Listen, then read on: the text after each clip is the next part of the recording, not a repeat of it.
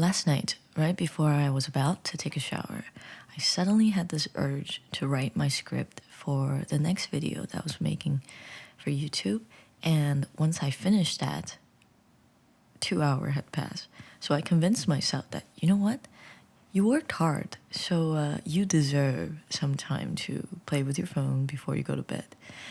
Before you know it, an hour turns into two, and then at this time it was 2 a.m. And of course, YouTube algorithm be doing what they do best. They recommended me a video about self-control, or should I say self-discipline. So let's talk about self-discipline.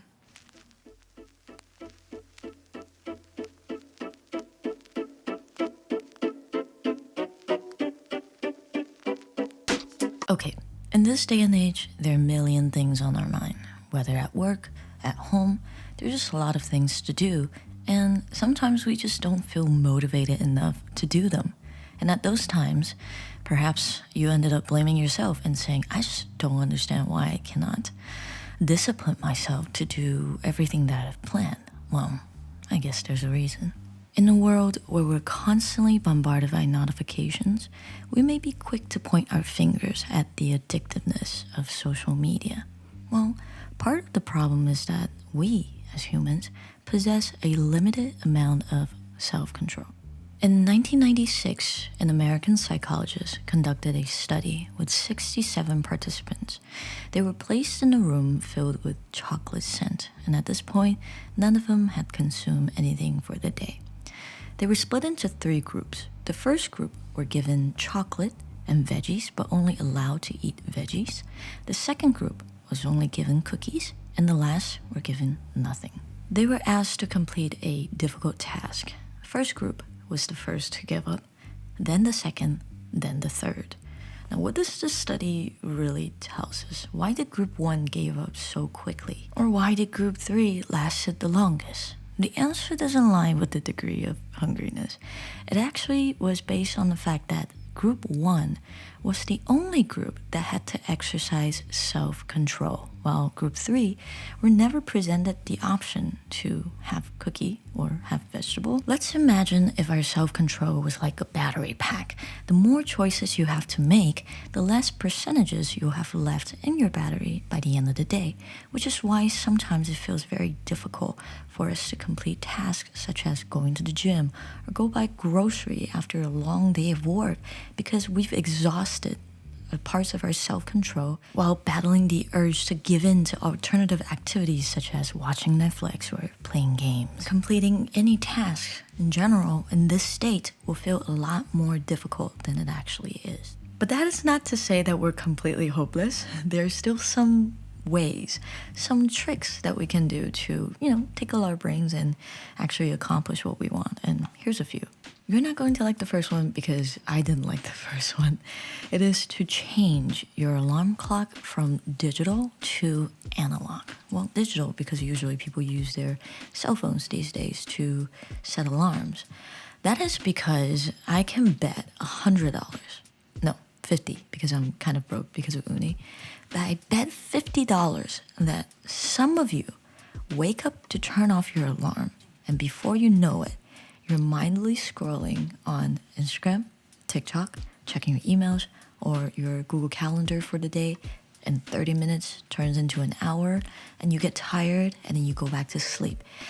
It is so unproductive when we do this, and I am aware, which is why I don't like this. By switching from digital to analog, it eliminates the problem or the potential of us falling into that rabbit hole of just mindlessly scrolling through social media, which brings me to point 2.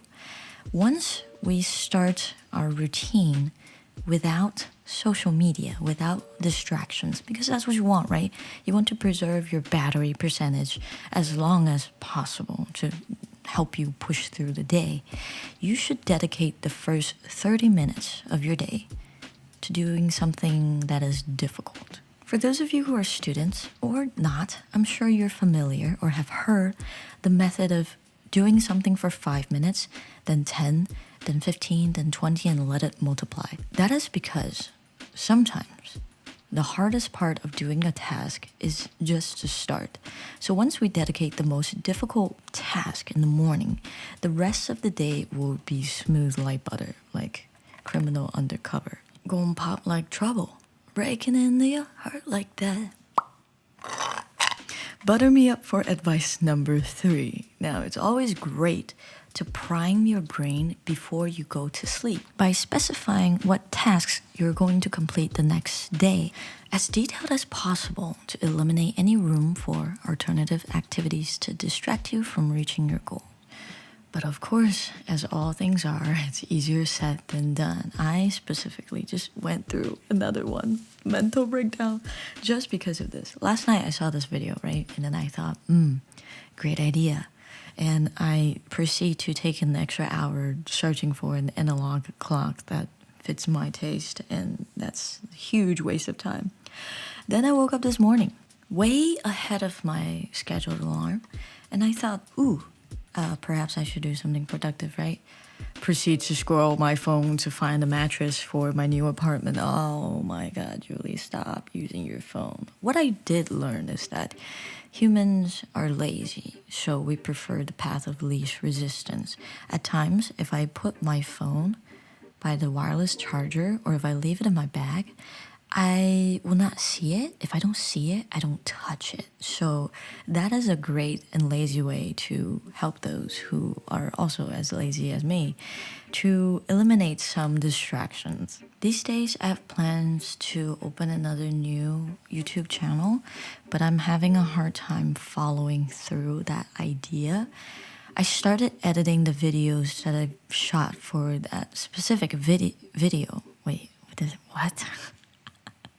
What did I just say? I wasn't wrong. It was just not coherent. I started sequencing the clips that I've shot for that video, but it was not making sense. I didn't want to create a story from the videos that I had, but rather create a story and then utilize the clips that I have to tell that story, which is why it brings me to what I did in the beginning of this podcast. I was about to say TED Talk. This is not a TED Talk. Was that I suddenly had the urge to sit down and write a script for 2 hours, even though the script was only for like a video that's for 6 minutes. But at least I accomplished something. I think that was just a one-time thing though. It was not because I have great self-control. I guess the universe truly listens, or the FBIs are truly watching my browser history. I think I needed that video because I do realize that even though I set these productive goals, as in creating a new channel, creating a new video, keeping up with XYZ, I do find myself wasting a lot of the times that I could have used to like study Korean or editing videos to just mindlessly scrolling on anything, and there's nothing that comes out of it. Like at the end of my, let's say, 2-hour scrolls, what have you accomplished, Julie? Nothing, just a lot of memes and I guess keeping up with whoever I was following, which is not good. I'm wasting my brain cells. Plus, my phone is kind of old and battery capacity is not that great, so I should be reserving some of that power to do things that are more beneficial or more meaningful to my life. I did find out that through my recent discovery that being surrounded by nature gives me peace and max focus. Sadly, I just can't edit out there because my computer battery is also not that great. Also, can you hear my fans just... Do you hear this? These are the fans on my computer. They're just wow, like this. I cannot update now. Well, I could, but I shouldn't. I could, but I shouldn't because my MacBook is still alive, is still functioning. Aside from that fan, everything else is, well, not that great, but functional. I also thought about upgrading my phone because, as you know, as the entire world knows, the iPhone 13 was released and I had my eyes set on the 13 minis, but I don't want to buy it in Korea because there are some differences in the bands that these countries use in the US and Korea, as well as the shutter sound. I cannot stand the shutter sound, but that's a minor problem. A bigger problem is that Apple Pay. They don't have Apple Pay here, so of course Apple Pay is just not available on Korean cell phones. But what if I go back to the States? What if I need to use Apple Pay or any mobile wallets? I can't initiate that, so that's a problem. These are all first world problem. What you should consider is the problem of us mindlessly scrolling on cell phones and just killing our self-control. So focus on that instead. Anyhow, thank you for listening to the 47th podcast of Lactose Intolerant. I hope this episode helped you learn a little bit more about yourself. So don't be too harsh on yourself when you cannot complete a task.